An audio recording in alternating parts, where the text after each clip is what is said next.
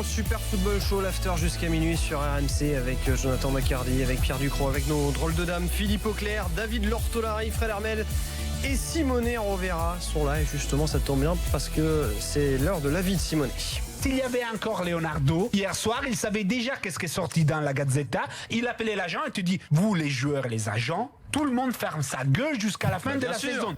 Est-ce qu'il est énervé ce gars? Ça gueule. Ça gueule. J'étais énervé. Simonet était beaucoup moins énervé ce soir à l'égard de l'entraîneur de la Juventus sur. Oui, ce soir, par contre, je suis heureux, je suis joyeux, je suis calme. C'est rare, c'est bientôt Noël, tout va bien. Et je me rends compte que du début de la saison, j'ai parlé souvent des bons joueurs. Je vais parler de Dybala, d'Higuaín pour la Juve, Icardi. Je parlais, oui, des Sarri qui est en train de faire un très bon travail, des Spalletti qui fait des bonnes choses. Mais s'il y a quelqu'un aujourd'hui et sur les dernières 2-3 dernières saisons qui est en train de faire vraiment chef d'œuvre avec son équipe et ce qu'il permet de faire à son équipe et à son club, c'est Massimiliano Allegri. Et j'ai dit ça aujourd'hui, qui est un jour que je trouve important parce que pour la première fois depuis 2 mois, la Juve est redevenue la favorite pour les titres, au moins pour les bookmakers en Italie. Ça veut dire quand même quelque chose, même si ce n'est pas la vérité. Et je crois qu'en ces moments, même si on a les meilleurs entraîneurs ce monde, il y a une génération de grands entraîneurs italiens qui a fait très bien partout et qui a gagné beaucoup de titres. Aujourd'hui, Massimiliano Allegri est vraiment les meilleurs et le montre. Elle a montré dans ces dernières saisons en Ligue des Champions d'être très bon, mais ce qu'elle est en train de faire en Serie A mérite vraiment une explication. Parce que si la Juve est là-bas, si la Juve a un équilibre, si la Juve est capable de supérer même des moments difficiles et de redresser la barre, c'est pas seulement pour les joueurs, mais pour qui choisit ces joueurs et les met sur le terrain. Aujourd'hui, je prends un exemple qui, à mon avis, explique tout de cette saison. Il y en a plusieurs, mais un, c'est très clair. Cet été, quand Bonucci part à Milan et la Juve achète pour 15 millions Mattia De Sciglio, on croit à l'arnaque du Milan. C'est-à-dire, Milan a fait un coup de théâtre, un mercato génial, la pris Bonucci et De Sciglio qui était sifflé par ses supporters, qui n'arrivaient pas plus à mettre un pied devant l'autre. On disait, écoutez, c'est quoi cette histoire? C'est le Grec qui voulait De Sciglio, qu'il avait déjà eu à Milan, qui croyait en lui, et aujourd'hui, il est en train de prendre vraiment sa position, de prendre du temps de jeu, il devient titulaire, il devient indispensable à cette Juventus. Cette saison, il a même marqué un but. C'est la première fois sur 173 matchs dans sa carrière qu'il marque un but. Il est un défenseur latéral, mais quand même, ça veut dire que quand les choses vont bien dans une équipe où tout va bien, des joueurs qui ailleurs ne sont pas arrivés à convaincre, je pense aussi au cas de Mehdi Benatia, qui quand est parti du Bayern, personne ne le regrettait. Aujourd'hui, elle est en train de s'imposer après une saison de transition comme, je peux dire même les meilleurs défenseurs de cette Juve. Et Allegri a beaucoup de mérites. Chaque semaine, il doit choisir. Et c'est pas simple de choisir. Attention, il y a des entraîneurs qui le font très bien. Guardiola, mais Guardiola c'est un très grand. Il y a Zidane qui fait des choix, mais quand il y a des gros matchs, il choisit quand même, c'est top. Et chaque semaine, pour vous, peut-être on ne connaît pas vraiment la puissance offensive de la Juve, qui a beaucoup investi sur les secteurs offensifs cet été. Il y a 3 joueurs qui vont sur les bancs. Et 3 sont entre Mandzukic, Higuaín, Dybala, Douglas Costa, Quadrado et Bernardeschi, qui est un peu les plus grands espoirs de foot italien à niveau offensif, acheté 40 millions cet été. Et il n'y en a aucun qui fait la tête comme Di Maria par exemple quand il va sur la... Dybala a fait la tête. Dybala a fait la tête, il a joué, il était resté sur les bancs 3 des 5 derniers matchs. Mais on s'en occupe pas. Tu apprends à faire la tête. Je disais il y a la semaine dernière comment Nedved lui avait donné un avis en disant pour être un grand joueur, il faut renoncer un peu à ta vie privée et se concentrer que sur le ballon. Si Allegri peut se permettre de faire certains choix, c'est aussi parce que derrière il y a un club, il y a une autorité dans le club, il y a une autorité, il y a une institution. Bien sûr. Mais aujourd'hui, comme la saison dernière, il avait tout changé à un certain moment après une défaite à Florence. Il avait dit, je vais changer des systèmes. Il avait inventé ses 4-2-3-1 avec Mandzukic latéral gauche, haut, et avec ça, il était arrivé en finale de Ligue des Champions. Cette année, après un début de saison un peu raté avec les nouveaux qui n'arrivaient pas à s'intégrer, il a donné du temps de jeu quand même au nouveau. S'il a raté un match, il continue à les faire. Il y a beaucoup de questions quand même autour de la Juve au départ de la Douglas saison. Costa, il est en train de devenir pas incontournable, mais décisive à chaque match qu'il est titulaire. Je ne parle même pas de Blaise Matuidi, mais je félicite son premier but de la saison d'hier à Bologna, qui est un joueur qui probablement c'est lui qui a fait devenir Dybala aujourd'hui un remplaçant. Parce qu'Allegri a choisi de passer en 4-3-3, parce qu'il donne plus d'équilibre. Il pense toujours à l'équilibre de ses équipes. Il y a du monde qui préférerait voir tous les joueurs offensifs, tous les talents sur le terrain, tous les joueurs qui marquent des buts. Lui, il pense, c'est italien, c'est l'école italienne. Toujours résultat, c'est quelque chose qui avait créé beaucoup de débats. On a parlé la saison dernière, Saki critiquait Allegri parce qu'il pense trop au résultat et pas à faire jouer mieux son équipe. Mais lui, quand même, il arrive 2 fois en 3 ans en finale de Ligue des Champions, et je considère toujours que c'est un résultat extraordinaire parce que personne ne voyait la Juve arriver là-bas. Et encore une chose, si la Juve arrive en finale de Ligue des Champions, c'est pour Allegri, et si la Juve peut acheter des joueurs à 90 millions comme Higuaín, c'est parce qu'Allegri a fait faire des résultats et aussi économiques avec les résultats sportifs. Et si CTD achète des joueurs à 40 millions, c'est parce que la Juve peut les faire aussi parce qu'elle arrive en finale de Ligue des Champions. Et donc Allegri a aujourd'hui est reconnu être cet grand entraîneur, surtout par ses joueurs. Il gère des égos qui sont pas simples à gérer. Surtout le cas d'Dybala, pour mon avis, est vraiment un chef d'œuvre de sa gestion des joueurs du talent. La seule année quand il était entraîneur au top, et il a terminé une saison qui n'a pas gagné le titre, c'était avec Milan, mais c'est trouvé les premiers Conte qui avait une envie et une rage cette année-là, cette Juve qui était difficilement possible à supérer. Et donc, plus je vois la Juve, plus je vois qu'elle est solide, elle est forte, mais surtout à l'image de son entraîneur, que je considère aujourd'hui. C'est le coach dont rêvait Joe pour l'OM. Pour l'OM, absolument. Mais tu sais à quoi ça me fait penser, en toute proportion gardée, mais ce que tu disais au début, à Lucien Favre, dont on parlait tout à l'heure, qui a su manager, qui a su faire de la gestion humaine, de la gestion tactique. Et ça permet à un différent niveau. À toute proportion gardée, j'ai bien dit. Tiens, je me tourne vers, je sais pas, vers Fred Hermel par exemple. Est-ce qu'on aimerait avoir ce genre de coach en Espagne? Alors je sais bien qu'on a Zinedine Zidane, évidemment, au Real Madrid, on a des grands coachs en Espagne. Mais je pense. Bah, en Espagne, on a de bons coachs quand même. Hein. Je sais pas, je veux dire. Non, mais je sais pas, est-ce que ce coach dont Simone nous explique qu'il est le meilleur italien aujourd'hui sur la planète football aurait sa place en Espagne, par exemple? Il est grands entraîneurs pragmatique comme Capello, mais humain comme Ancelotti. Il a vraiment des qualités qui est une évolution, soit d'Ancelotti, soit de Capello. Là, C'est je plus moderne. vais pas dire que son nom a été cité là pour le Real ou le Barça parce qu'ils sont pas en recherche d'entraîneur. Bien sûr. Il y a eu beaucoup d'entraîneurs italiens en Espagne, quoi, mais beaucoup. Ancelotti, ça c'est plutôt bien. Surtout Ancelotti qui a été le meilleur. Mais enfin, Ranieri a été à Valence, il a été dans des tonnes de clubs. Alors Capello, il a eu des titres. Ouais, il a eu des titres, mais bon, il se faisait siffler par le public parce que c'était un football tellement moche qu'il était refusé à Bernabéu. Donc, il a gagné 2 fois le titre de champion, et 2 fois il était viré au bout de la première saison parce que les gens ne supportaient pas de gagner 1-0 à la maison avec 2 milieux récupérateurs. Voilà. C'est comme ça. Les gens exigent un football de qualité, un football technique offensif, donc ça marchait pas trop, Capello. Mais oui, enfin, l'Espagne n'a pas de dogme par rapport aux entraîneurs. Il faut pas que ce soit forcément des Espagnols ou non, ils sont ouverts. Donc pourquoi pas? En Angleterre, je suis sûr que le nombre d'Allegri revient de plus. La saison dernière pour Arsenal revient beaucoup, mais ils aiment bien les coachs étrangers aussi en Angleterre. On peut pas dire que les entraîneurs italiens se soient particulièrement mal comportés en Angleterre. Tu penses à Mancini, tu penses à Ranieri, tu penses à Conte. Capello en sélection n'avait pas été si mauvais. Un petit peu moins bien. Mais enfin bon, Capello, c'est pas simplement parce qu'on n'avait pas la technologie sur la ligne de but que ça s'est fini comme ça. Moi, la vie tranchée, en tout cas la vie sur Allegri de Simone me fait penser qu'on parle pas beaucoup de cette Juve en Ligue des Champions et que finalement elle va sûrement être encore là, quoi. Ils ont tenu en échec le Barça, si je raconte pas de mais tu vois, au tirage on parlait du PSG, du Real, du Barça, de City. On parle beaucoup de City, effectivement. La Juve, au final, on en parle jamais. Mais c'est comme l'année dernière, ils vont en Ligue des Champions. Alors qu'en finale, on en parle pas. Là, ça me refait penser que c'est costaud encore la Juve cette saison. La Juve est quand même moins solide défensivement que l'année dernière.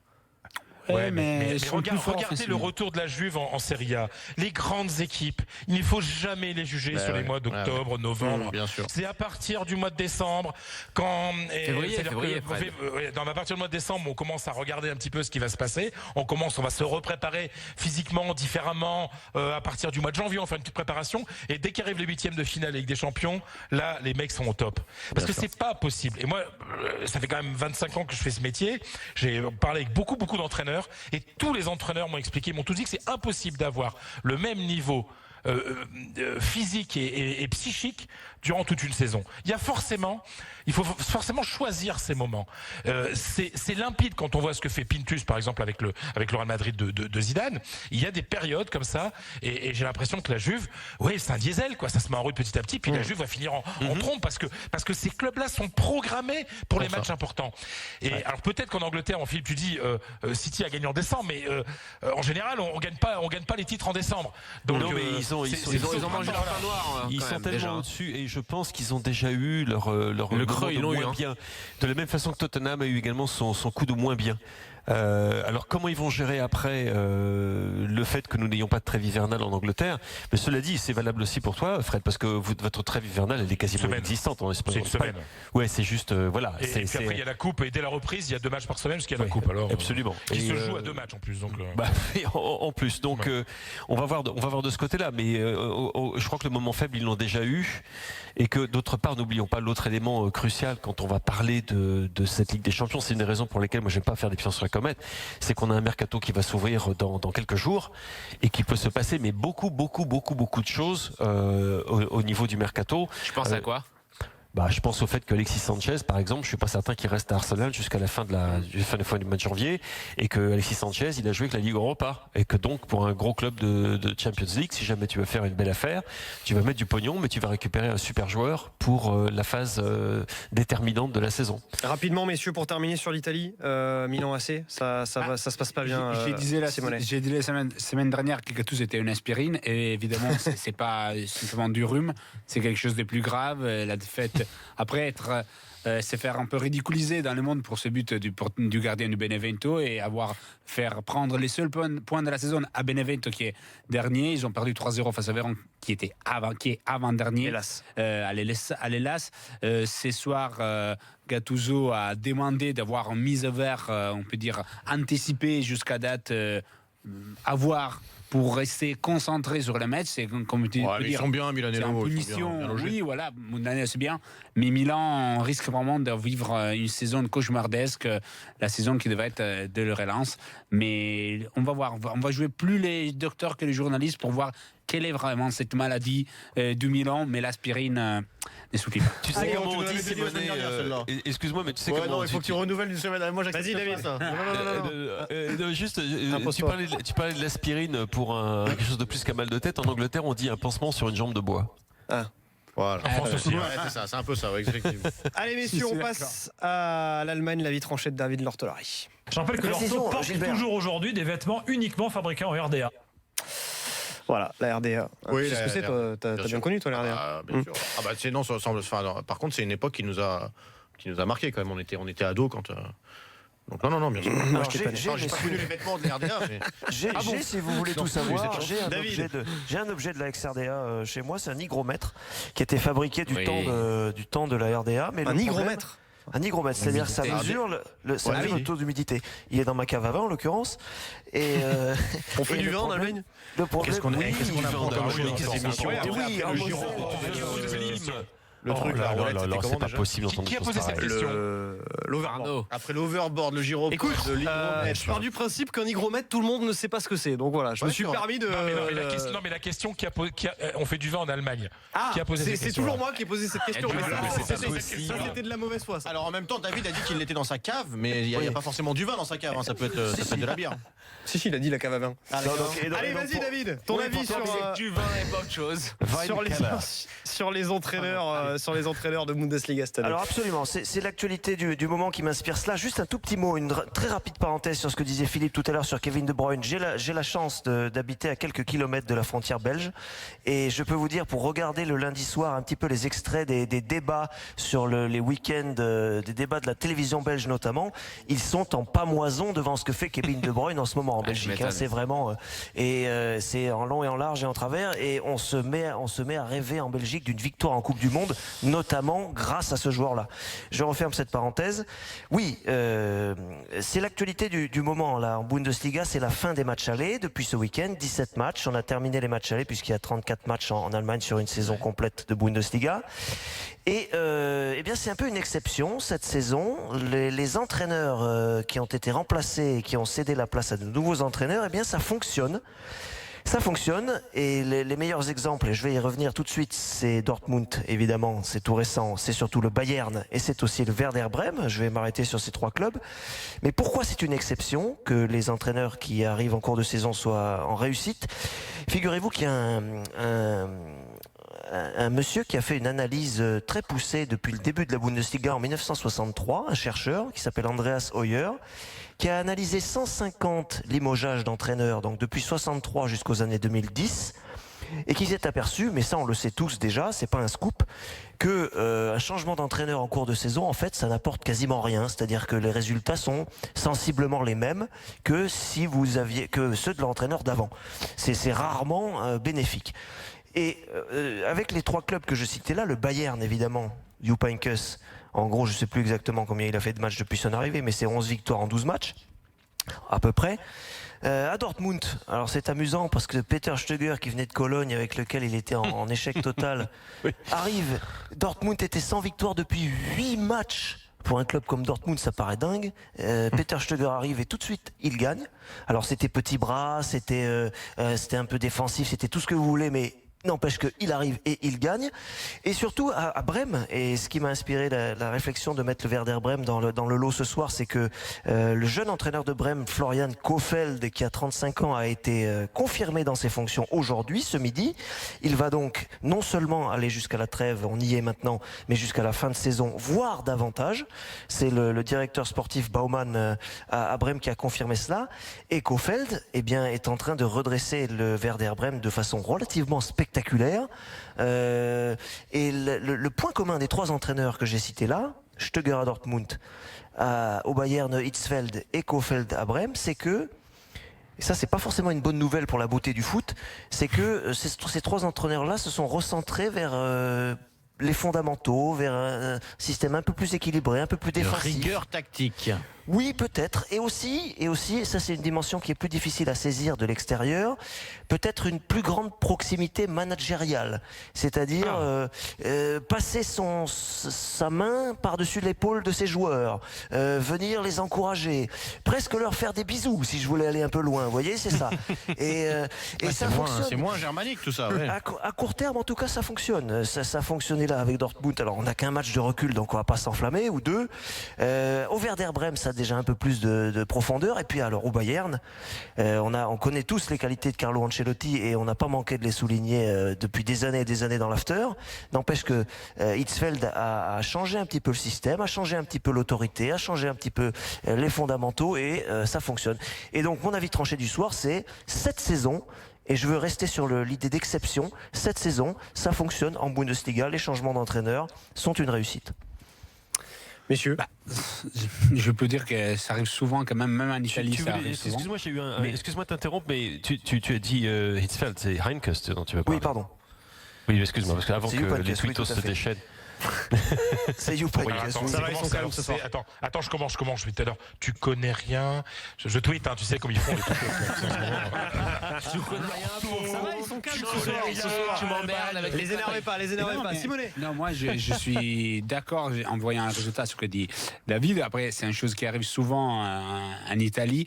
Mais je me demande, la question que je voulais savoir, c'est avant, c'était si rare ou de voir des réussites après les changements d'entraînement, parce que Moi, je trouve que c'est plutôt logique et plutôt normal de voir un entraîneur qui arrive, qui change les choses, seulement donne des responsabilités aux joueurs. Peut-être en Italie, on voit des tonnes de changements d'entraîneur pendant la saison, et généralement, il y a 2-3 semaines, voire mois, bon, après, la qualité des joueurs, c'est la même. Mais c'est très, peut-être en Allemagne, c'est très simple. Quand tu as été dans un groupe de joueurs un jour, c'est que quand le nouvel entraîneur arrive, toutes les cartes quasiment sont redistribuées, tout le monde, t'as une d'un seul coup, tout le monde qui se met au boulot. Je me demande en Allemagne si c'est vraiment une exception, ce que...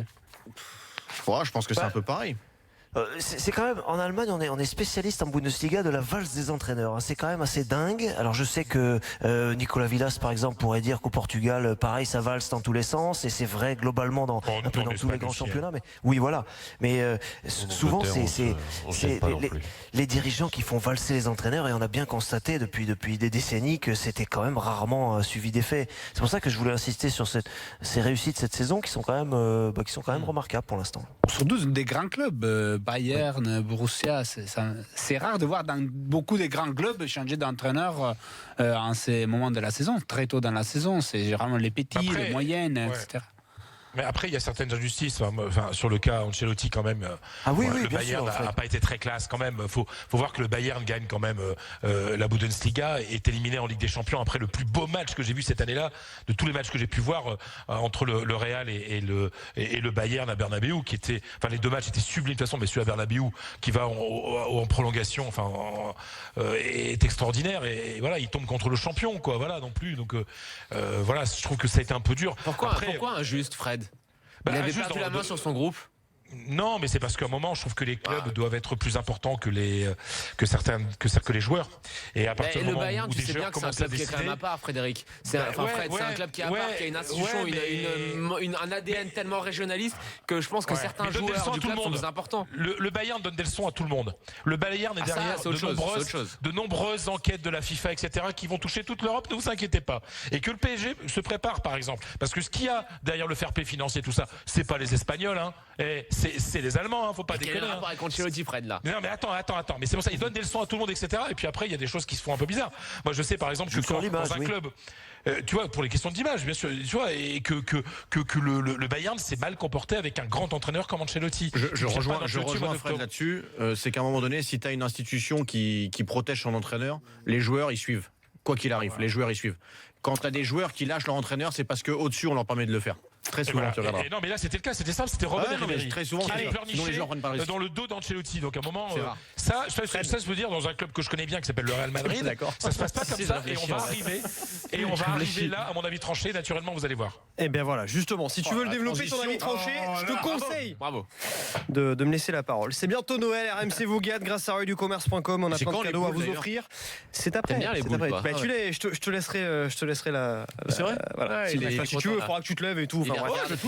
Des smartphones, des ordinateurs portables, des tablettes, des overboards, un DVD, il paraît de tes plus beaux buts. Ah oui. Qui dure 45 secondes. Et c'est parfait pour les fêtes de Noël à Strasbourg. Un but. C'est ça? À Strasbourg, tu t'en souviens ou pas? Je sais même pas combien j'en ai marqué. T'en as marqué un seul. Un seul, ouais. Voilà. Enfin, d'après les statistiques de ma fiche extrêmement bien avisées. Je faisais autre chose. Allez, pour tenter votre chance, il suffit d'envoyer Noël par SMS au 732-16 ou d'appeler le 32-16 touche 5. Je vous souhaite bonne chance. Dans un instant, la vie tranchée de Fred Hermel dans l'after jusqu'à minuit. On va parler d'un certain Cristiano Ronaldo. Là aussi, il y a une tirelire à casser et un cadeau à s'offrir pour le Real Madrid. C'est ce que nous dira Fred Hermel. À tout de suite.